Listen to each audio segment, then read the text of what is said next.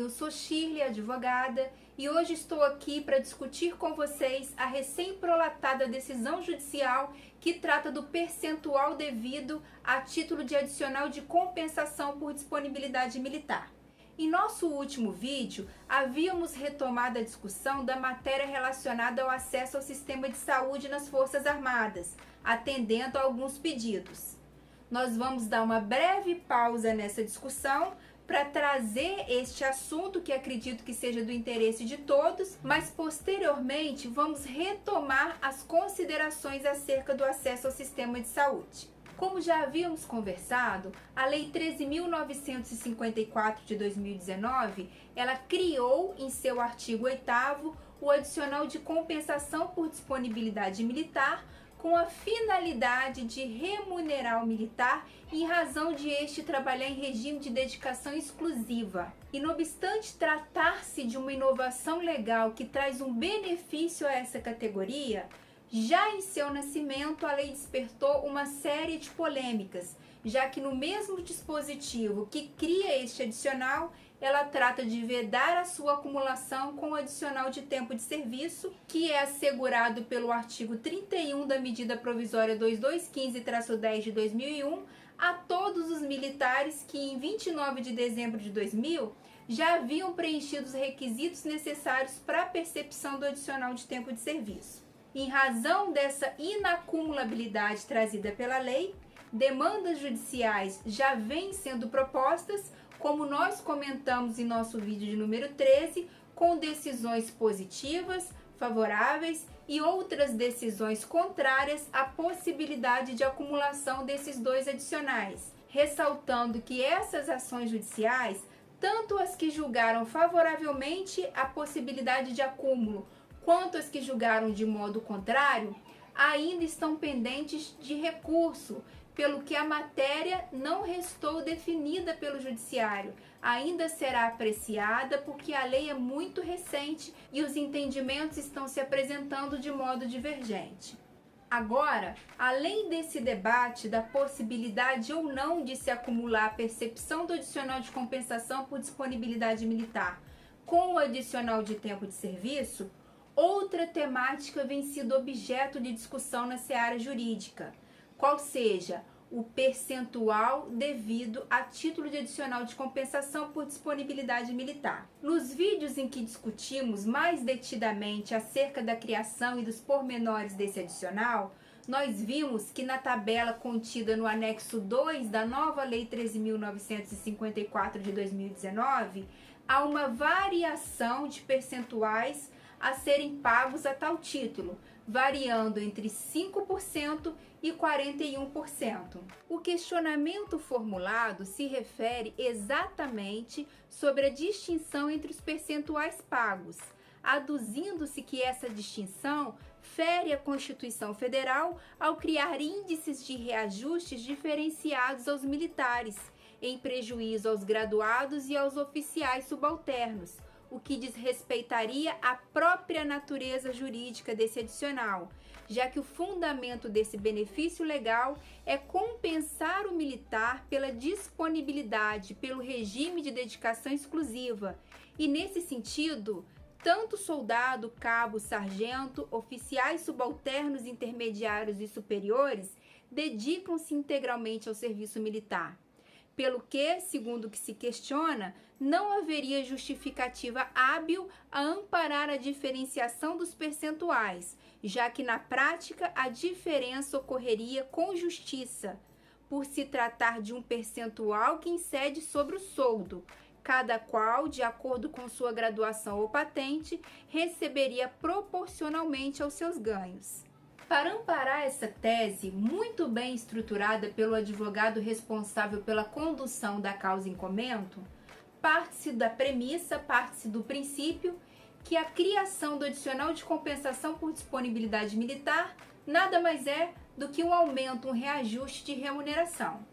E efetivamente é isso que ele representa, na medida que a partir dessa criação, a partir da inserção desse benefício no contra-cheque, o militar viu os seus proventos, viu a sua remuneração ser majorada, ser aumentada. Como nós já estamos cansados de ouvir, As Forças Armadas se amparam em dois pilares, na disciplina e na hierarquia, que nada mais é que a organização escalonada de cargos e funções, que no caso dos militares, a organização escalonada de graduações e postos. Assim, havendo esse escalonamento, que já garante a distinção de remuneração proporcional à complexidade da função e do cargo exercido, proporcional às graduações e aos postos, há de ser aplicado o inciso 10 do artigo 37 da Constituição Federal. Esse dispositivo, ele preceitua que a remuneração dos servidores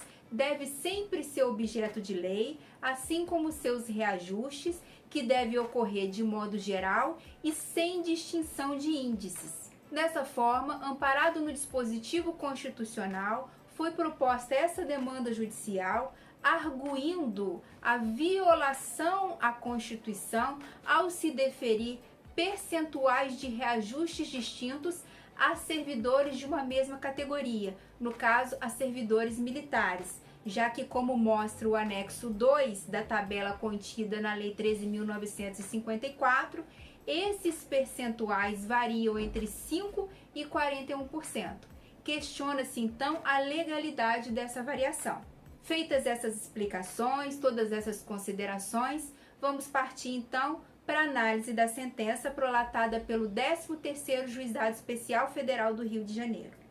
Então, temos uma sentença prolatada pelo 13º Juizado Especial Federal do Rio de Janeiro e, como de praxe aqui no canal, cobrimos os dados que poderiam levar à identificação do autor desta demanda, porque apesar do processo ser público, nós temos que preservar seu direito à privacidade. Assim como já explicamos também em outros vídeos, por se tratar de sentença proferida em sede de Juizado Especial Federal, é dispensado o relatório, pelo que o douto magistrado parte direto para a fundamentação, onde ele apresenta as razões de fato e de direito que ele utilizou para decidir de determinada maneira. Depois de apontar o artigo 8º da Lei 13.954 de 2019 como criador do adicional de compensação por disponibilidade militar, ele igualmente aponta o anexo 2 desta mesma lei, demonstrando a oscilação existente entre 5% e 41% como os percentuais devidos de acordo com a graduação e o posto do militar. Segue o magistrado evidenciando o argumento utilizado pelo autor desta ação, no sentido que tal diferenciação de percentuais entre postos e graduações diversas não deveria persistir, devendo essa diferença se limitar à base de cálculo, que nada mais é do que o próprio soldo. O soldo deveria ser o elemento diferenciador no caso do adicional de compensação por disponibilidade militar. De maneira interessante e bastante pertinente, o douto magistrado colaciona no seu julgado o entendimento firmado pelo STF quando julgou temática relacionada aos 28,86%, que deve ser de conhecimento da maioria de vocês que nos acompanham aqui no canal. Segundo o STF, no julgamento do recurso extraordinário 419.075, tendo sido reconhecido o direito ao reajuste, no caso dos servidores públicos, civis e militares, não se poderia ser aplicado percentuais inferiores a determinadas categorias e superiores para outras categorias, sob pena de se violar o princípio da isonomia em matéria remuneratória. Desta maneira, o STF, quando apreciou a temática relacionada aos 28,86%, que foi um aumento determinado aos servidores à época, ele entendeu pela extensão deste reajuste a todos os servidores civis e também pela extensão do percentual máximo aos demais postos e graduações militares que não haviam sido contemplados neste importe pela lei em debate à época. Cumpre aqui só fazer uma ressalva que o direito de pleitear essa diferença decorrente dos 28,86% já foi alcançado pela prescrição. Dessa maneira, com base na violação ao princípio da isonomia em matéria remuneratória, o magistrado conclui pela extensão ao autor da demanda do percentual de 41% de adicional de compensação militar com o pagamento das diferenças remuneratórias desde o início do recebimento de tal rubrica, ou seja, desde janeiro. Por fim, chegamos aqui ao dispositivo da sentença, que é a parte mais importante, onde nós temos a seguinte declaração: ante o exposto, julgo procedente o pedido veiculado na inicial, condenando a União Federal a aumentar o percentual de adicional de compensação militar do autor para 41%, com o pagamento das diferenças desde a implantação do adicional, ou seja, desde janeiro de 2020, a partir do trânsito em julgado da presente decisão. O que quer dizer a partir do trânsito em julgado? Quer dizer que essa decisão ela não é executada de modo imediato. O cumprimento dessa ordem não é imediato. O cumprimento dessa ordem de majoração desse pagamento vai ficar condicionado à manutenção dessa decisão também em graus de recursos. Ou seja, depois de esgotadas as vias recursais, mantendo-se o entendimento pela majoração deste adicional, de modo a respeitar o princípio da isonomia, esgotado este período de debate, esgotada todas essas possibilidades de recurso, o processo transita em julgado. A partir deste trânsito em julgado é que será implantado esse pagamento majorado para o autor desta demanda,